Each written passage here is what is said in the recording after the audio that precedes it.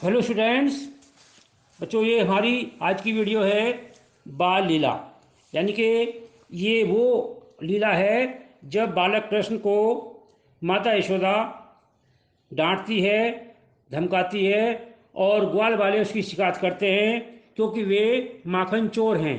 वे आसपास के जो घर थे उन घरों से माखन चुरा करके खाया करते थे। तो जब उनको डांट पड़ती थी तो वो अपनी बचाव में क्या क्या दलीलें देते थे, उस घटना को सूरदास जी ने बड़े ही रोचक ढंग से इस पद में बताया है।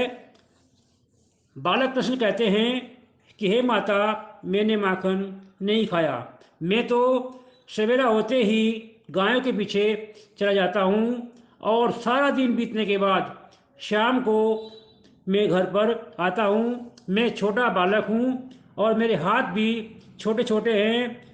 ये सब जो ग्वाल बाल हैं ये मुझसे दुश्मनी रखते हैं और ज़बरदस्ती मेरे मुंह पर माखन लगा देते हैं।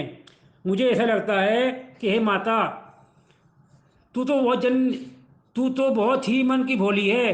तू इनकी कहे हुई बातों पर विश्वास क्यों कर लेती हो? मुझे ऐसा लगता है जैसे तुम्हारे मन में कोई बात पैदा हो गई है और तुम मुझे अपना नहीं बल्कि पराया समझने लगी। तो इस प्रकार से बालक कृष्ण माता यशोदा से अपनी नटखटी बातों को करते हुए, वो उनको नाच नचाते हुए, तंग करते हुए अपनी जो लाठी है और कमरिया है वे उसको डाल देते हैं।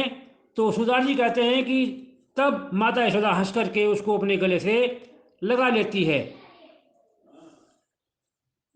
दूसरे पैराग्राफ में कहते हैं, मैया, ये जो दाऊ है ये बहुत ही खिजाता है, अर्थात मुझे बहुत चिढ़ाता है और मुझसे ये कहता है कि तू मोल का लिया हुआ है, तुझे माता यशोदा ने जन्म कब दिया है। मैं इसी गुस्से के मारे उनके साथ खेलने भी नहीं जाता। वो बार बार मुझे कहता है कि कौन तेरी माता है और कौन तेरे पिता है, क्योंकि नंद भी गोरे हैं और यशोदा भी गोरी है, लेकिन तू तो बिल्कुल काला है। और चुटकी दे दे करके वो सभी ग्वाल बाल मेरी हंसी मजाक उड़ाते हैं और बलराम जी उनका साथ देते हैं। तू मोही, यानी कि हे माता, कि तू मुझे ही डांटती रहती है, मारने चलती है, बलराम जी को कभी नहीं डांटती।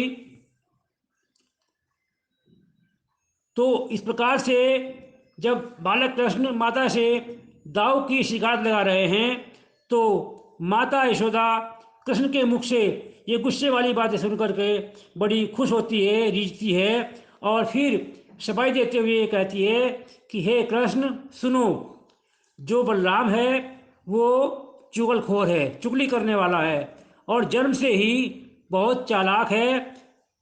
मैं गायों की कसम खाकर कहती हूँ कि मैं ही तेरी असली माता हूँ और तू मेरा बेटा है। तो इस प्रकार से सूरदास जी ने उस बाल लीला का वर्णन इन पंक्तियों में किया है। धन्यवाद।